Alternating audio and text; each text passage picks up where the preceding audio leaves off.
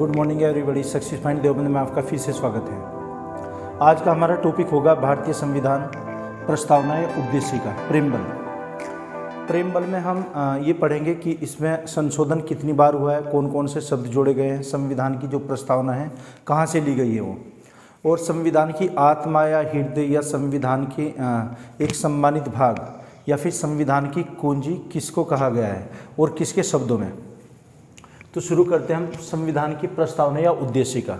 देखना कभी कभी परीक्षाओं में फिल इन द ब्लैंक्स आ जाते हैं कि संविधान के कोई शब्द होंगे, कोई पद होंगे, उनको वो स्किप कर देते हैं, तो वहाँ पर हमें फिल करना है। तो उद्देशिका क्या होती है? संविधान की प्रस्तावना या उद्देशिका।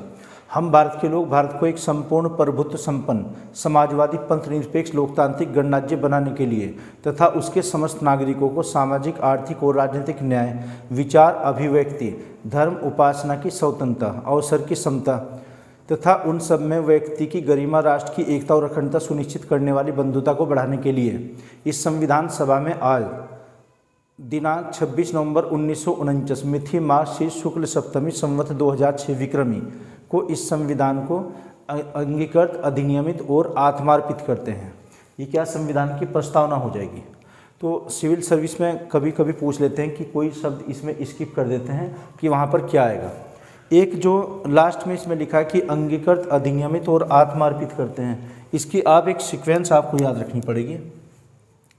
एक तो दिनांक 26 नवंबर 1949, इसे हिंदी में बोलते हैं मिथि मार्गशीर्ष शुक्ल सप्तमी संवत 2006 विक्रमी।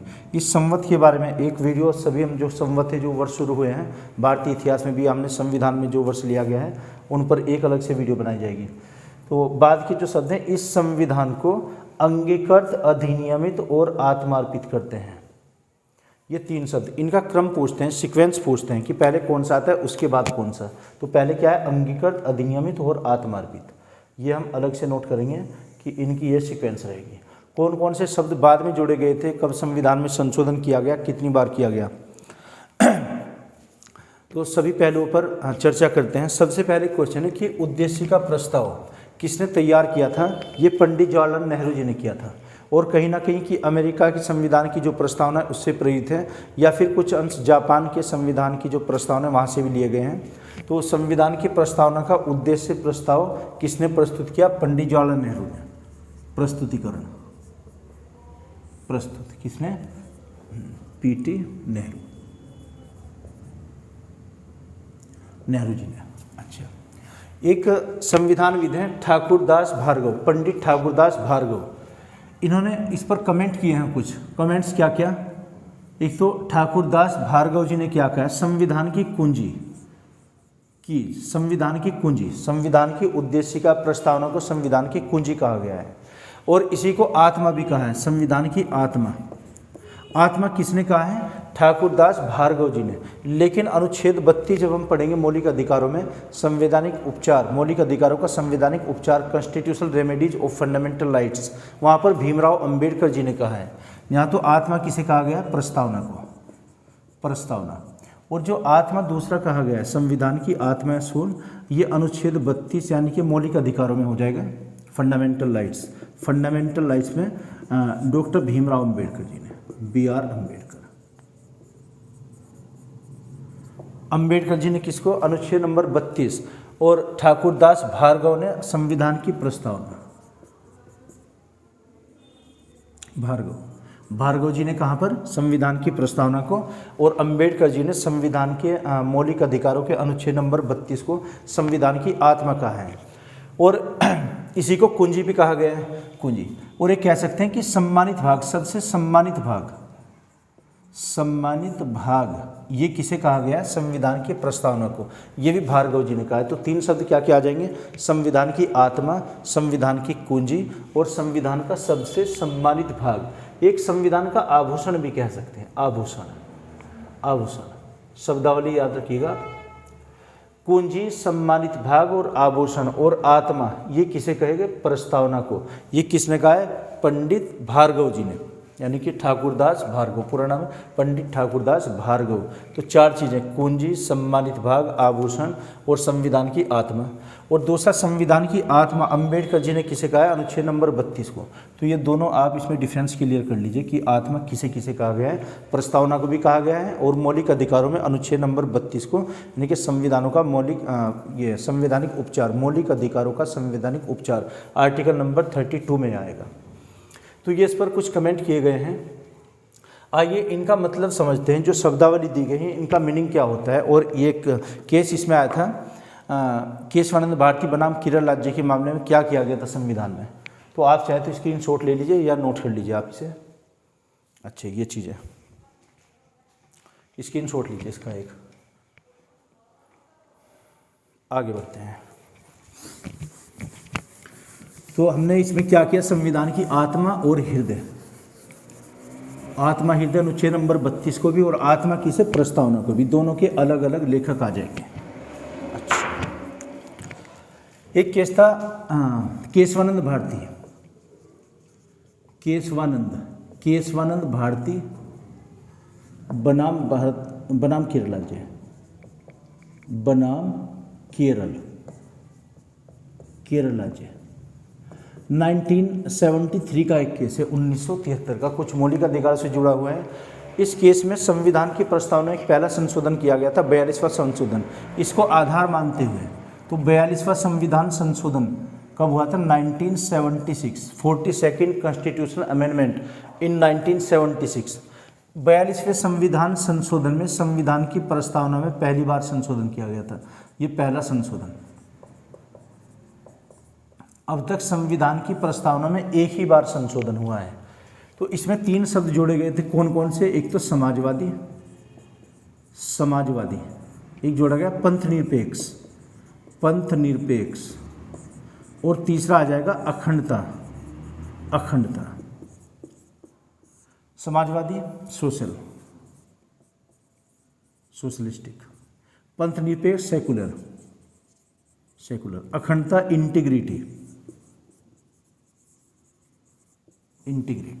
देखना पूरा वर्ड होता है एकता और अखंडता, यूनिटी एंड इंटीग्रिटी। इसका यूनिटी क्या होती है कि जो व्यक्ति विशेष के अंदर होगी, जैसे हम सब यूनाइट होकर रहते हैं तो हमारे अंदर तो क्या हुई, मानव के अंदर एकता। और अखंडता क्या हो जाएगी? भारतीय भूभाग, भारत में से कोई दूसरा देश नहीं बनाया जाएगा, भारत के टुकड़े नहीं किए जा सकते, उसको अखंडता बोलते हैं। तो खैर 42वें संविधान संशोधन के तहत संविधान की प्रस्तावना में 3 शब्द जोड़े गए थे, कौन कौन से? समाजवादी और ये अखंडता और पंथ निरपेक्ष। एकता और अखंडता पूरा वर्ड होता, तो एकता पहले से लिखा हुआ था, हमने अखंडता जोड़ा था। और पंथ निरपेक्ष को हम धर्म निरपेक्ष भी कह सकते हैं। धर्म और पंथ में क्या डिफरेंस होता है ये देखिएगा।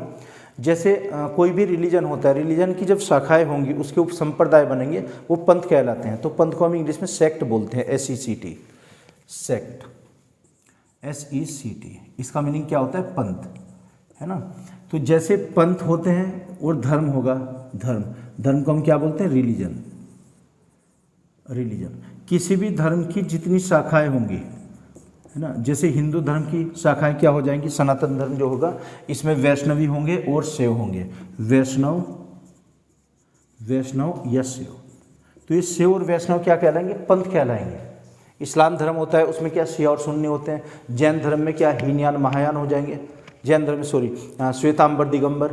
और बौद्ध धर्म में हीनयान महायान। ये जो हीनयान महायान या श्वेतांबर दिगंबर ये सब क्या हो जाएंगे? पंथ हो जाएंगे, सेक्ट हो जाएंगे। तो पंथ निरपेक्ष सेकुलर, यानी कि सेकुलर कंट्री हो जाएगा जिसमें सरकार हर धर्म को बराबर मानेगी, सभी का बराबरी का सम्मान किया जाएगा। या फिर ये भी कह सकते हैं ऐसा देश जिसमें कोई धर्म, कोई राष्ट्रीय धर्म नहीं होगा।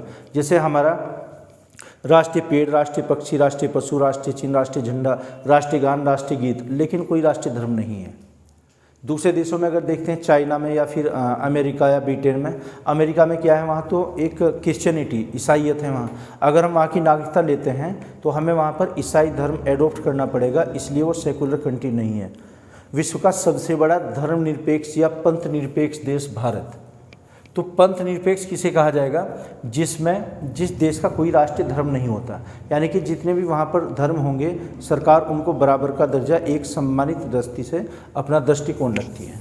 दूसरा अखंडता क्या हो जाएगा? इंटीग्रिटी, कि हमारे देश में से कोई दूसरा हिस्सा नहीं होगा, दूसरा भाग नहीं होगा। हम राज्य कितने ही बना सकते हैं लेकिन भारत में से कोई दूसरा देश नहीं बनेगा। इसका मतलब क्या हुआ? भारत एक अखंड, तो अखंड भारत पूरा शब्द होगा। समाजवादी क्या होते हैं? सेकुलर, ये सोशलिस्टिक। समाजवादी जिस देश में आय के साधनों पर सरकार या निजी व्यक्ति दोनों का स्वामित्व होता है, ओनरशिप। जैसे हमारे देश में अगर देखते हैं सरकारी स्कूल तो प्राइवेट स्कूल भी होते हैं, सरकार भी कब्जा रखती है उस पर आय के साधनों पर और प्राइवेट लोग भी रखते हैं। तो सरकारी स्कूल, प्राइवेट स्कूल, सरकारी अस्पताल, प्राइवेट नर्सिंग होम, सरकारी पोस्ट ऑफिस डाकखाना होता है, कुरियर सेवा प्राइवेट होती है, सरकारी बस सेवाएं होती हैं, प्राइवेट भी बस सेवा होती है, सरकारी रेलवे तंत्र होता है पूरा, लेकिन डीएमआरसी जैसे दिल्ली मेट्रो ट्रेन होती है, अदर जो स्टेट में मेट्रो ट्रेनें चलती हैं वो सब क्या प्राइवेट होती हैं। तो जहाँ पर प्राइवेट और सरकार दोनों का सह अस्तित्व होता है उसे हम समाजवादी कह सकते हैं, है ना। कभी आप समाजवादी का मीनिंग कुछ साइकिल निकाल लें तो समाजवादी क्या होगा? जिस देश में आय के साधनों पर सरकार और निजी व्यक्ति दोनों का सह अस्तित्व होता है, मालिकाना हक। पंथ निरपेक्ष क्या होगा? जिस देश का कोई राष्ट्रीय धर्म नहीं होता। अखंडता का मतलब हुआ हमारे देश में से कोई दूसरा देश नहीं बनेगा, वो अखंड भारत हो जाएगा। तो ये हमने कब जोड़े थे? 42वें संविधान संशोधन के तहत। एक बार और देखिएगा, केशवानंद भारती बनाम केरल राज्य के मामले में जो 1973 का एक मामला था, मौलिक अधिकारों और विभाग से जुड़ा हुआ था। इसके आधार पर संविधान की प्रस्तावना में 3 शब्द जोड़े गए थे। संविधान की प्रस्तावना में अब तक केवल एक ही बार संशोधन हुआ है, वो भी कब हुआ? 1976, 42वां संविधान संशोधन 1976 में किया गया था, जिसके अंतर्गत ये 3 शब्द जोड़े गए थे। यही इनका क्रम होगा, समाजवादी, पंथ निरपेक्ष और अखंडता। दूसरा एक केस ये आता है कि बेरुबारी या बेरुबाड़ी पश्चिम बंगाल में एक जगह पड़ेगी जो बांग्लादेश की सीमा से सटा हुआ है। तो जब रेड क्लिफ ने बांग्लादेश का ये किया था, सीमा रेखा थी भारत और पाकिस्तान के बीच में, तो रेड क्लिफ उस टाइम पर न्यायिक पद पर थे और इन्होंने ज़्यादा सर्वे नहीं किया था। खैर, सीमा विवाद को लेकर एक वहाँ पर समस्या उत्पन्न हुई कि सीमा क्लियर नहीं थी, ना तो पाकिस्तान जो अब है इसके साथ में, और बांग्लादेश का नाम था उस टाइम पर पूर्वी पाकिस्तान। 16 दिसंबर 1971 में फिर ये बांग्लादेश की स्थापना की, जो शेख मुजीबुर रहमान उसके फाउंडर थे, संस्थापक। इससे पहले क्या था? बेडूबाड़ी जो पश्चिम बंगाल में है, एक ताल्लुका, एक गांव पड़ता था, वो सीमा को लेकर एक विवाद उत्पन्न हुआ, तो उसका एक केस 1960 में शायद ये सोल्व हुआ। तो वहाँ पर क्या था? बेडूबाड़ी के मामले में संविधान की प्रस्तावना को संविधान का अंग नहीं माना गया, संविधान का भाग नहीं माना गया है। तो क्वेश्चन है किस विवाद में या किस विवाद में संविधान का भाग माना गया संविधान की प्रस्तावना को? केशवानंद भारती बनाम केरल राज्य के मामले में संविधान का भाग। और बेरुबारी के केस में 1960 में संविधान का भाग नहीं माना गया, इसमें नहीं माना गया। फिर भी ये देखते हैं कि और ये कब हुआ था? 76 में केशवानंद भारती का। तो केशवानंद में तो संविधान का भाग माना गया, बेरुबारी के मामले में प्रस्तावना का संविधान का भाग नहीं माना गया। फिर भी सर्वोच्च न्यायालय एक कंडीशन देखकर कि सर्कमस्टेंसेस क्या क्या है, परिस्थितियों को देखकर कोई निर्णय देता है ना। माननीय सुप्रीम कोर्ट में जब कोई केस जाएगा तो कभी संविधान का भाग मानते हैं, कभी नहीं मानते हैं। तो इसका क्या लॉजिक हुआ कि परिस्थितियाँ जैसी होंगी उसके आधार पर ही कोई निर्णय दिया जाएगा। तो 2 केस याद रखेंगे, बेरुबारी मामला या बेरुबाड़ी मामला, और दूसरा केशवानंद भारती बनाम केरल राज्य। आप स्क्रीनशॉट लीजिए इसका, आगे बढ़ते हैं फिर। ओके, देखना अब जो इसमें शब्द प्रयोग किए गए हैं उसमें किसका क्या अर्थ होता है उसका मतलब जाने। देखना, सबसे पहले है हम भारत के लोग, ये टाइटल कहाँ से लिया गया? हम भारत के लोग। ऐसा बताते हैं कि संयुक्त राष्ट्र संघ का जो चार्टर है वहाँ पर क्या हम देश, वहाँ पर उसमें आज की डेट में अगर देखें 193 शायद उसके सदस्य हैं यूएनओ के। तो यूएनओ के चार्टर की जो लाइन शुरू होती है प्रस्तावना या उद्देश्य का, वो भी हम लोग से ही शुरू होती है। तो हम भारत के लोग, यानी कि इसमें जो संपूर्ण प्रभुत्व दिया गया वो हम लोगों में दिया गया, यानी कि हम भारतीय लोग। भारत को एक संपूर्ण प्रभुत्व संपन्न देश, इसका मीनिंग क्या होता है? संपूर्ण प्रभुत्व संपन्न संपूर्ण प्रभुत्व संपन्न। हम भारत के लोग भारत को एक संपूर्ण प्रभुत्व संपन्न, इससे अर्थ ये आज से हमारा ये होगा कि क्या भारत वास्तव में संपूर्ण संपन्न देश है? तो कुछ मामलों में है लेकिन कुछ में नहीं है। जैसे अगर एक लाइन में कहा जाए, इसका अर्थ क्या होता है कि भारत किसी बाह्य शक्ति के दबाव में कार्य नहीं करेगा। हमारा एक तंत्र होता है, हमारा एक सिस्टम है, उस सिस्टम के तहत ही यहाँ पर इलेक्शन होते हैं, चुनाव होते हैं, या मनोनीत सदस्यों को हम मनोनीत करते हैं। जैसे एमपी का चुनाव या एमएलए का चुनाव हुआ, हमारे एक सिस्टम के तहत होता है। हम किसी बाह्य शक्ति के दबाव में वो कार्य नहीं करते। तो क्या अर्थ हुआ इसका? संपूर्ण प्रभुत्व संपन्न का अर्थ क्या होता है कि भारत किसी बाह्य शक्ति के दबाव में कार्य नहीं करेगा, लेकिन बहुत सारे मामलों में नहीं करेगा, कुछ मामलों में करेगा। जैसे पर्यावरण का अगर मामला देखें, पर्यावरण, क्या हम पर्यावरण को नष्ट कर सकते हैं? नहीं, ऐसा नहीं है। हर देश का ये नियम है कि 33% वहाँ का वनीकरण होना चाहिए। वनीकरण, वहाँ के 133%, भारत में इस समय 24.62% है ना वनीकरण यहाँ का बढ़ा है। फॉरेस्ट्री, ये नहीं कि हम भारत में सारे जंगलों को काट देंगे, ऐसा नहीं हो सकता। हमें ये पैरामीटर्स, ये मापदंड फिल करना पड़ेगा, पूरा करना पड़ेगा वनीकरण के मामले में। या फिर नदियों का मामला है, कोई नदी है, जैसे नदी के मामले में भी नहीं है। किस नदी का ढलान जिस देश की तरफ होगा, पानी उसी की तरफ जाएगा, उससे भले ही हमारी कितनी शत्रुता हो उस देश से। तो नदियों के मामले में हम संपूर्ण प्रभुत्व संपन्न नहीं है। परमाणु के मामले में नहीं है। परमाणु, जैसे रेडियोएक्टिव पदार्थ होते हैं कुछ, रेडियोएक्टिव सब्सटेंस, जैसे यूरेनियम, थोरियम, प्लूटोनियम, एक्टिनिशियम, रेडियम, ये क्या होंगे? इनसे परमाणु बिजली बनाते हैं, परमाणु हथियार भी बन सकते हैं। अधिकांश भारत एक शांतिपूर्वक कार्यों में इसका प्रयोग करता है। हम कभी भी विनाशी इसका प्रयोग नहीं करते। तो परमाणु, अगर हमें यहाँ से कोई मिलता है, यूरेनियम की कोई खान मिल जाए, वो नहीं कि उनसे खान निकालकर हम यूरेनियम निकालकर उसके कोई विस्फोटक पदार्थ ऐसे बना दे, ऐसे नहीं बना सकते, ना कोई हथियार के रूप में हम उसे प्रयोग कर सकते हैं। तो परमाणु के मामले में हम संपूर्ण प्रभुत्व संपन्न नहीं है। वो हमें IAEA को सौंपना पड़ेगा। IAEA फुल फॉर्म क्या होती है? International atomic energy agency. ये किसकी एक शाखा होती है? UNO की, यानी कि ये UNO के अंडर में चला जाएगा। अगर कोई परमाणु की यहाँ पर कोई खोज होती है, कोई खान मिलती है, जैसे सिकन खान राजस्थान में, वो किसके अंडर में चली गई? UNO के या IAEA के, इसकी निगरानी में ही वहाँ पर कार्य होगा। परमाणु के मामले में हम संपूर्ण प्रभुत्व संपन्न नहीं है। नदियों के मामले परमाणु ये संपूर्ण प्रभुत्व नहीं है, जिसका ढलान दूसरे देश की तरफ होगा। और एक पर्यावरण के मामले में नहीं है, नहीं कि हम अपने वनों को काट देंगे सभी। और भी कुछ अंतर्राष्ट्रीय कानून भी होते हैं। अनुच्छेद नंबर 51 भी पढ़ा जाएगा इसके लिए, 51 अंतर्राष्ट्रीय कानून, अंतर्राष्ट्रीय अधिनियम या कानून, अंतर्राष्ट्रीय अधिनियम होते हैं कुछ। जैसे आर्टिकल नंबर हम 51 में पढ़ेंगे, अनुच्छेद नंबर 51 में, कि अंतर्राष्ट्रीय कानून शांति और समझौतों का सम्मान करेगा भारत। अनुच्छेद नंबर 51 में लिख दी गई ये बात। तो इन चीज़ों के बारे में हम संपूर्ण प्रभुत्व संपन्न नहीं है, इनकी हमें परमिशन लेनी पड़ेगी। इसके लिए कुछ एक्ट होते हैं बने हुए। तो संपूर्ण प्रभुत्व संपन्न का मीनिंग क्या हुआ? कि भारत किसी बाह्य देश के दबाव में कार्य नहीं करेगा, बाह्य शक्ति के दबाव में। वो हमारा अपना सिस्टम होता है। तो क्या भारत वास्तव में एक संपूर्ण प्रभुत्व संपन्न देश है? नहीं, कुछ मामलों में है और कुछ मामलों में नहीं है। किन किन में नहीं है, ये जैसे समराइज किया गया है। अच्छा, इसे नोट कीजिए आप। दूसरा, संपूर्ण प्रभुत्व संपन्न देश है। समाजवादी और पंथ निरपेक्ष। समाजवादी का आपको मीनिंग बताया क्या? समाजवादी, जहाँ पर जिस देश में आय के साधनों पर सरकार और निजी व्यक्ति दोनों का सह अस्तित्व होता है।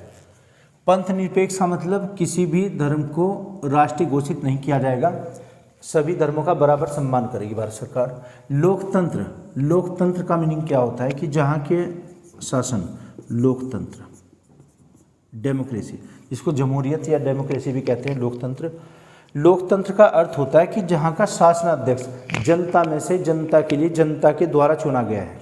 जनता के द्वारा, जनता के द्वारा चुना गया है और जनता में से, जनता में से और जनता के लिए,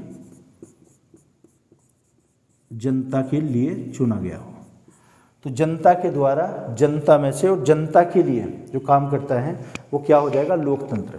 तो भारत विश्व का सबसे बड़ा लोकतांत्रिक देश भी है, डेमोक्रेटिक कंट्री। आगे देखिएगा, गणराज्य। गणराज्य का हमने कंसेप्ट कहाँ से लिया है? फ्रांस से। गणराज्य, इसका मीनिंग क्या होता है गणराज्य का? गणराज्य रिपब्लिक, इंग्लिश में क्या कहेंगे? रिपब्लिक। गणराज्य जिस देश का शासनाध्यक्ष, शासनाध्यक्ष से अभिप्राय क्या हुआ? यहाँ के पीएम या राष्ट्रपति के बारे में अगर बात करते हैं, क्योंकि प्रेसिडेंट ऑफ इंडिया को भारत का फर्स्ट सिटीजन भी माना गया है। प्रथम नागरिक कौन होता है? भारत का राष्ट्रपति। तो जो भी यहाँ का शासनाध्यक्ष होगा, शासन करने वाली शक्ति, शासनाध्यक्ष, जिस देश का शासनाध्यक्ष अनुवांशिक नहीं होता, अनुवांशिक का मीनिंग क्या हुआ कि एक ही परिवार के शासनाध्यक्ष नहीं बनेंगे, कि पीएम किसी परिवार से हैं, उसमें आगे फिर उनका पुत्र, उनका पुत्र, उनका पुत्र, अनुवांशिक नहीं होना चाहिए। जिस देश का शासनाध्यक्ष अनुवांशिक नहीं है, जिस देश का शासनाध्यक्ष अनुवांशिक नहीं, अनुवांशिक नहीं है, वो देश क्या कहलाएगा? गणतंत्र कहलाएगा, गणराज्य कहलाएगा। भारत विश्व का सबसे बड़ा गणतंत्र या गणराज्य देश भी है। भारत विश्व का सबसे बड़ा लोकतंत्र राज्य, सबसे बड़ा गणतंत्र राज्य और सबसे बड़ा धर्मनिरपेक्ष राज्य है, सेकुलर कंट्री भी है भारत। तो आप ये नोट करते रहिए इसे, और स्क्रीनशॉट लेना चाहें तो स्क्रीनशॉट लीजिए, फिर आगे बढ़ते हैं। ओके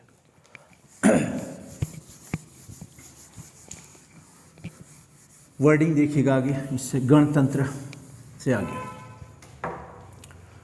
पंथ निरपेक्ष लोकतांत्रिक गणराज्य बनाने के लिए उसके समस्त नागरिकों को सामाजिक, आर्थिक और राजनीतिक न्याय, यानी कि ये संविधान की हमारी जो प्रस्तावना है उसका एक स्ट्रक्चर होगा, आधारभूत संरचना, विचार, अभिव्यक्ति, विश्वास और धर्म की उपासना, स्वतंत्रता, प्रतिष्ठा और अवसर की समता प्राप्त करने का पूर्ण अधिकार होगा सभी नागरिकों को। तो ये तो शब्द क्लियर ही होंगे आपके।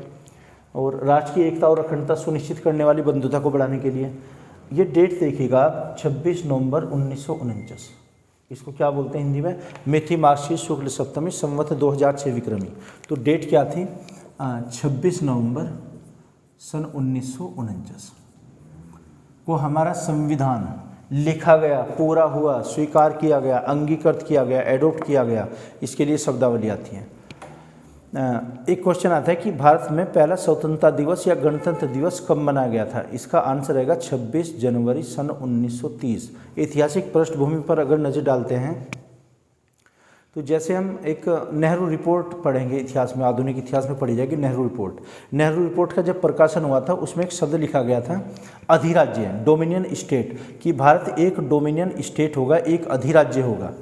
और अधिराज्य का मतलब ये हुआ कि अंग्रेज भी यहीं पर रहे और भारत स्वतंत्र भी हो जाए, आधी अधूरी स्वतंत्रता कह सकते हैं उसे। पंडित मोतीलाल नेहरू जी और उनके पुत्र पंडित जवाहरलाल नेहरू के बीच में एक विवाद भी हुआ था।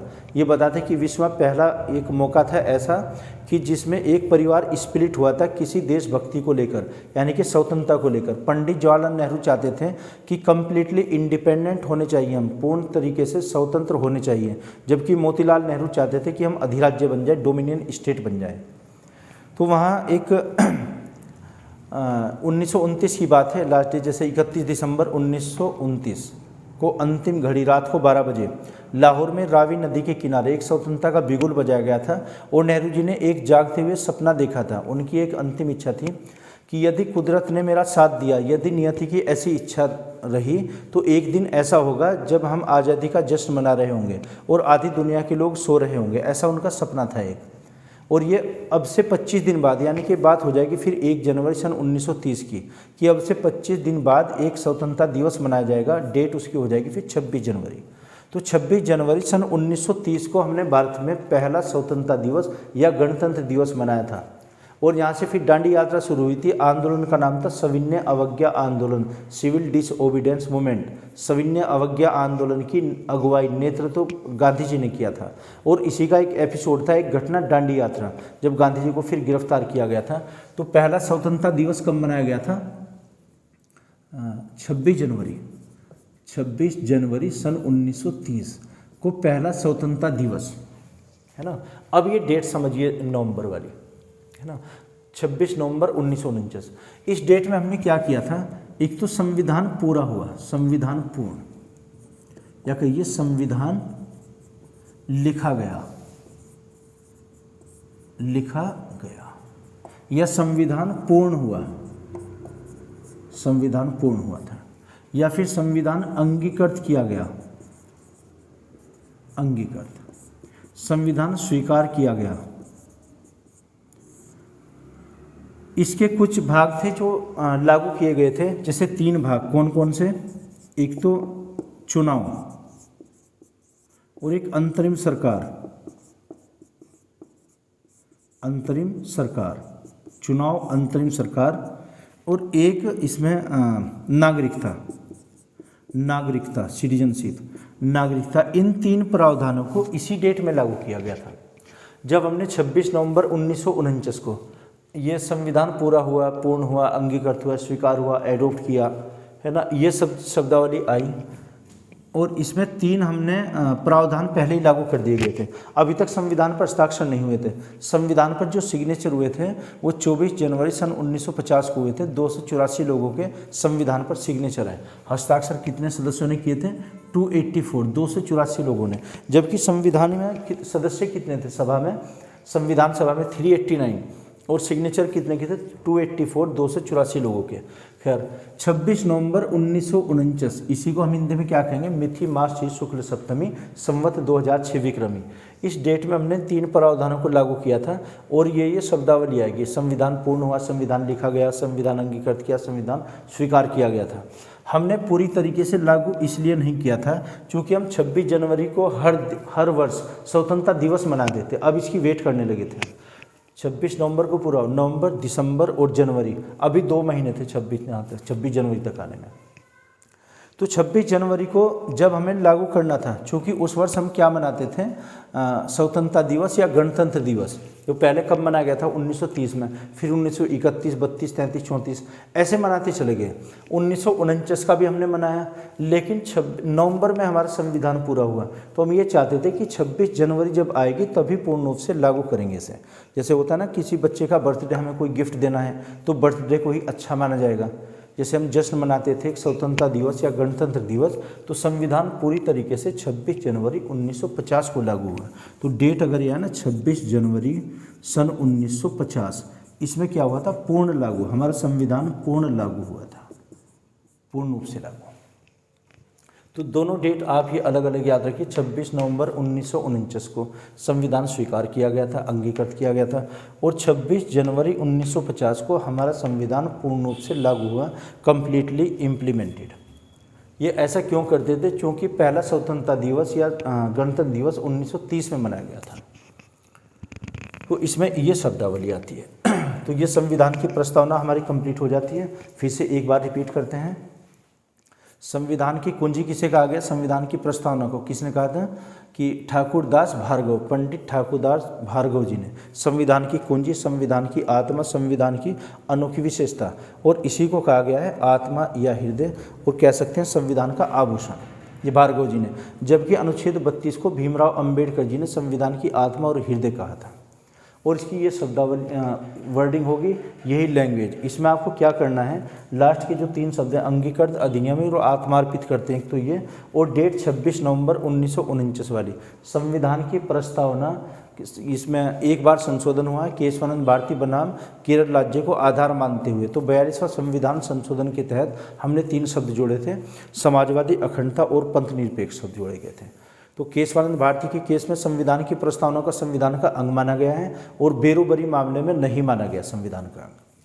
तो ये मैं आशा करता हूँ कि आपकी टॉपिक समझ आया होगा। अगर नहीं तो कमेंट बॉक्स में आप लिख कर बताइएगा। Okay, thank you.